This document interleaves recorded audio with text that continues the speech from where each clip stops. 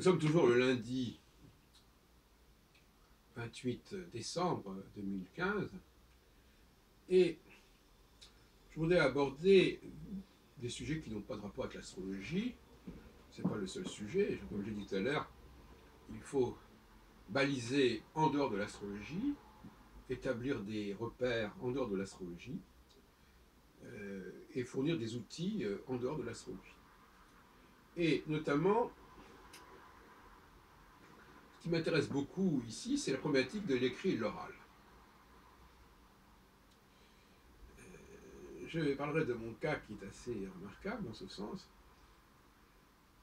à savoir qu'à certains moments, je préfère écrire et ne pas communiquer, ou écrire, parce qu'il y a plusieurs façons d'écrire. On peut écrire des petits textes, on peut mettre facilement sur Internet,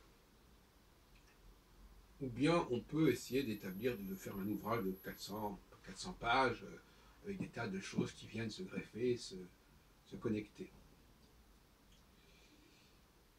Mais on peut aussi être dans l'oralité. Et l'avantage aujourd'hui, c'est que l'oralité, elle est favorisée par YouTube, et que j'en profite largement. Et on voit bien qu'il y a plusieurs façons de s'exprimer qui ne sont pas du même ordre. L'oral, l'écrit. Le livre, l'article. Le roman, la nouvelle.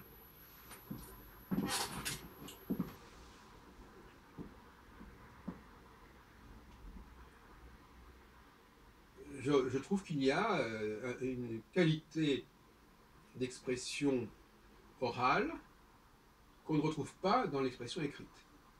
Peut-être dans l'autre sens aussi. Mais il ne faut pas oublier que quand on parle, qu'on parle sans un interlocuteur ou avec un interlocuteur, c'est la même chose. C'est comme des gens, par exemple, qui parlent au téléphone et au portable, ils font des gestes qui sont les gestes qu'ils feraient si leur interlocuteur était en face d'eux. Donc, parler devant une caméra, c'est déjà parler devant quelqu'un. Et ça n'est pas la même chose que d'écrire. Même si on peut imaginer qu'on a un lecteur qui va nous lire. D'abord, l'attention n'est pas la même. Il y a un temps limité pour la parole. On ne peut pas s'arrêter toutes les 30 secondes pour corriger un mot, etc. Il y a une tension particulière de la parole qui n'est pas la même que celle de l'écriture, ou d'ailleurs plutôt, on a une obligation de concision dans l'écriture. Alors que dans la parole, on aurait plutôt tendance à développer, à exposer. Donc ce n'est pas la même démarche. L'une est plus extravertie, l'autre plus introvertie. Ce que je constate, c'est que la période où j'ai rédigé mes textes, où j'ai rédigé un ouvrage, qui va bientôt d'ailleurs sortir, je l'espère, il n'y a pas la même dynamique que dans les vidéos que je tourne. D'ailleurs, il y a à mon avis une forme de dialectique entre les deux. Il y a des idées qui me viennent, mon cerveau fonctionne autrement, il y a des idées qui me viennent dans la dynamique, dans l'énergétique de la communication orale, qui ne sont pas forcément celles qui viendraient dans l'écriture. D'une manière générale, l'écrit est beaucoup plus lourd que l'oral. Quand on doit... et donc, c'est pas le tout la même dimension. Et je peux par exemple avoir la tentation de résumer en 3 lignes ce que je dirais en un quart d'heure oralement. Alors, c'est bien d'une certaine manière, c'est la concision, mais en même temps, il y a une perte de substance quelque part. Et puis surtout, il n'y a pas certaines envolées de la même manière. En revanche, récupérer la dynamique de l'oralité pour la réinsuffler dans l'écriture, ça peut être intéressant. Je voudrais poser le problème un peu autrement. C'est-à-dire, vous savez que je mène une campagne contre l'écriture, même contre l'apprentissage de l'écriture. Je pense qu'il n'est pas nécessaire de savoir ni lire ni écrire, et que c'est un apprentissage qui doit être réservé aux machines ou aux personnes, disons, limitées dans leurs capacités. Sans vouloir préciser davantage. C'est pas de ce qu'il y a de la capacité à écrire et à lire des textes à haute voix, c'est pas ce qu'il y a de plus noble dans le génie humain. On sait très bien que les grands compositeurs sont d'abord des gens qui improvisent, c'est pas des gens qui écrivent. Et on peut très bien imaginer d'ailleurs, comme dirait Napoléon par exemple, qu'on ait des secrétaires à qui on dicte, mais qui captent tout simplement ce que nous faisons, ce que nous disons. C'est pas la même chose, le secrétaire qui va capter, on peut même avoir un secrétaire musical qui capte, qui reprend, qui retranscrit ce qu'on fait sur le plan de l'instrument. Ce sont des... Bon, aujourd'hui, on a des ordinateurs qui sont capables de jouer ce rôle de secrétaire jusqu'à un certain point.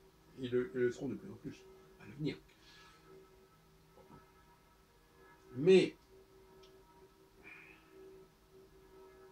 l'écrit se perpétue. Comme on dit parfois, les écrits restent. C'est pas forcément la qualité principale qu'on peut leur accorder d'ailleurs. Parce que ce qui reste, ça reste parfois inutilement. Ce sont des choses qu'on a. Imaginons par exemple, j'ai publié des choses, je ne suis pas spécialement heureux qu'on puisse continuer à les lire. Sauf les historiens qui pourraient, ou les biographes qui pourraient vouloir étudier comment ma pensée a évolué, etc. Mais d'une manière générale, ça ne m'intéresse pas spécialement que des gens qui écoutent ce que je dis aujourd'hui me disent « Oui, mais il y a 20 ans, vous disiez ceci ou cela. » Ça ne m'intéresse pas trop. Et ils ne vont pas me dire « Vous me disiez », ils vont dire en vérité « Vous écriviez ».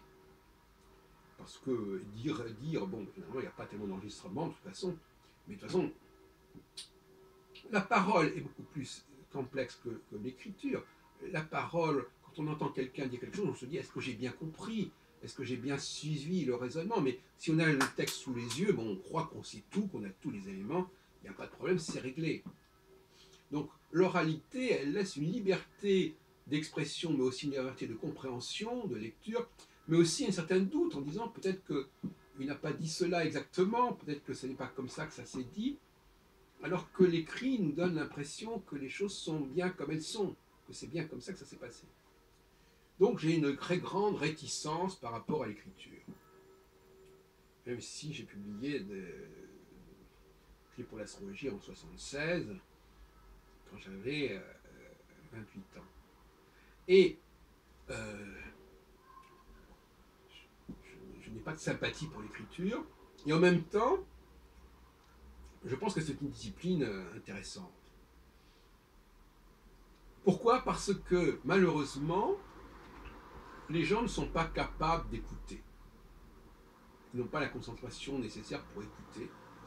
Et j'ai remarqué que beaucoup de gens réagissaient beaucoup plus facilement à mes textes écrits qu'à mes productions orales. C'est dommage, parce que mes productions orales sont, à mon avis, beaucoup plus intéressantes par certains côtés que mes productions écrites. Mais ils n'ont pas l'objet, c'est un peu une sorte d'objet comme ça, un petit peu évanescent, insaisissable, que l'objet oral. Alors que l'objet écrit, ben, vous avez ça, voilà, il est là, c'est sous les yeux, je prends le temps de... Voilà. C'est-à-dire qu'en fin de compte, il faut avoir une vivacité mentale pour capter l'oralité, alors que pour suivre ce qui est écrit, ben, finalement, on n'a pas besoin de la même dynamique. Hein. On peut être sourd et lire un texte. On peut avoir besoin de le relire. Donc ce n'est pas du tout les mêmes performances mentales qui sont nécessaires pour suivre un texte écrit et pour suivre un texte oral. C'est la chose comme elles sont. Donc, ce que je dis n'a pas de rapport directement avec l'astrologie, mais ça en a un, parce que tout simplement, l'astrologie, c'est aussi une société, c'est aussi une convivialité, c'est aussi une communauté, c'est aussi des colloques, et que les colloques, c'est par définition le domaine de l'oralité. Même si, alors, à condition, bien entendu, c'est là qui est assez problématique, c'est que souvent cette oralité, elle est contournée parce que les gens vont lire en fait des textes écrits, parce qu'il va y avoir des actes de colloque, et qu'on connaîtra le colloque non pas parce qu'on y a participé, mais parce qu'on en a lu les actes, les protocoles, et pour faire un clin d'œil au protocole des institutions, et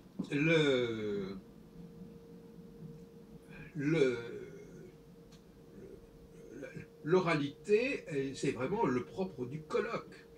Et cette oralité, évidemment, quand elle n'est pas le fait d'une seule personne, mais d'un groupe de personnes, ben, ça crée aussi une dynamique bien compliquée, qui exige une grande vivacité d'expression, une grande concision dans la mesure du possible, et une grande écoute pour rebondir exactement à ce qu'a dit l'autre. On ne va pas entendre quelqu'un dire quelque chose et puis on va balancer un truc qui n'a rien à voir. Donc, le colloque, ça demande un entraînement, ça demande un exercice, ça demande une attention que tout le monde n'a pas. Tout le monde n'a pas le niveau, je dirais presque sportif, n'a pas le training nécessaire pour profiter d'un colloque, aussi bien pour s'exprimer, parce qu'il faut savoir s'exprimer dans le cadre d'un colloque, ce qui n'est pas évident, que pour rebondir. D'ailleurs, en mon avis, les deux ne sont pas dissociables. Je ne peux m'exprimer qu'en réagissant par rapport à ce que quelqu'un d'autre a dit avant moi. Sinon, ce n'est pas intéressant. Et donc, ça veut dire que j'ai écouté attentivement ce qu'il m'a dit et que je vais pointer un élément qu'il m'a dit sur lequel je vais réagir et inversement, d'autres personnes vont réagir à ce que je vais dire. Donc, moi, c'est ce qui me fascine. Moi, je suis un homme de colloque, j'organise des colloques depuis 1974, ça fait donc plus de 40 ans. Je suis fasciné par la qualité d'énergie qu'il faut dépenser pour, quand on est dans un colloque d'un jour, de 2 jours, etc. Je trouve ça fascinant. C'est extrêmement revigorant, c'est vraiment sain d'avoir des colloques, et c'est pour cela que je propose qu'on les multiplie pour que les astrologues soient de plus en plus en forme, soient de plus en plus entraînés et soient de plus en plus performants. Maintenant, on pourrait faire une petite incidente en ce qui concerne la consultation astrologique, ou en ce qui concerne l'enseignement astrologique, qui sont également des formes orales de communication. Alors l'enseignant en astrologie, il va transmettre quelque chose, mais c'est souvent de la routine, c'est souvent des trucs qui sont répétés, c'est souvent des élèves qui écoutent religieusement, ça n'est pas du tout le colloque. De même que le cours magistral n'est pas de l'ordre du colloque, même si dans les colloques, il y a parfois des communications qu'il faut écouter, etc. Mais il y a toujours un temps de débat qui est prévu, et il n'y a pas question de réduire ce temps de débat, comme c'est trop souvent le cas dans les réunions astrologiques, où les intervenants parlent trop longtemps et ne laissent pas la place à l'échange. Ça, c'est absolument inacceptable, inadmissible. Bon. Et alors, la consultation astrologique aussi, c'est de l'oralité. Bon. On enregistre, voilà. Bon. Et là aussi, l'astrologue va pouvoir dire des choses comme ça, en situation, qui ne sont pas forcément celles, d'ailleurs, qu'il dirait s'il écrivait sa consultation. Et là, évidemment, il peut y avoir une forme d'inspiration, des déclics, des flashs. Et évidemment, ça peut aller très loin. Et là, à ce moment-là, le thème astral est surtout un support de voyance, on va dire. En tout cas, un support d'empathie, un support de télépathie, comme on voudra. Donc l'oralité, elle n'est pas du tout absente chez les astrologues, mais elle est beaucoup plus dans le cadre des colloques. C'est-à-dire que c'est une oralité verticale et non pas horizontale actuellement. C'est-à-dire qu'on s'adresse au client, à l'élève, mais on ne s'adresse pas aux collègues. Or, si on veut faire avancer la science astrologique, c'est bien dans les relations entre les chercheurs que ça doit se faire, et non pas dans les relations d'application avec les consommateurs. Bon. Donc, rien ne saurait remplacer l'échange, parfois polémique, parfois enflammé, parfois difficile, qui doit se produire entre les astrologues. Et je trouve lamentable que, à de très nombreuses reprises, et Dieu sait si j'ai assisté à des colloques, et pas seulement les miens, j'ai couvert un grand nombre de colloques, notamment à Bordeaux, dans les années 2008-2013, je crois. Et j'ai assisté à un très grand nombre de colloques, notamment à Lyon, et au RAO. Et les intervenants ne communiquent pas entre eux. Ils vont répondre aux questions de la salle, mais je n'ai jamais vu, quasiment, d'astrologues invités par l'association machin truc discuter entre eux. Ça ne se fait pas. Ça ne se... Bon. Et alors voilà, donc en fin de compte, on rassemble des astrologues qui vont transmettre quelque chose, qui vont exposer quelque chose, qui vont répondre aux questions de la salle pendant X temps, mais qui ne vont pas débattre entre eux. Je l'ai remarqué dans d'autres domaines. Donc on laisse simplement, c'est une sorte de simulacre de colloque. J'ai assisté l'autre jour à un colloque qui n'a rien à voir avec l'astrologie, organisé par Jean-Luc Maxence et Frédéric Vincent,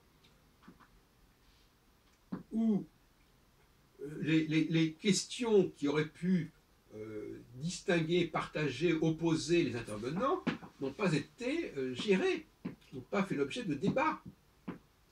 Et où les seules questions qu'on pouvait poser, elles étaient posées non pas par les intervenants entre eux, rarement, mais par le public. Voilà. Or, le public, c'est pas l'enjeu. D'ailleurs, à mon avis, pour moi, un colloque n'a pas besoin de public. Hein.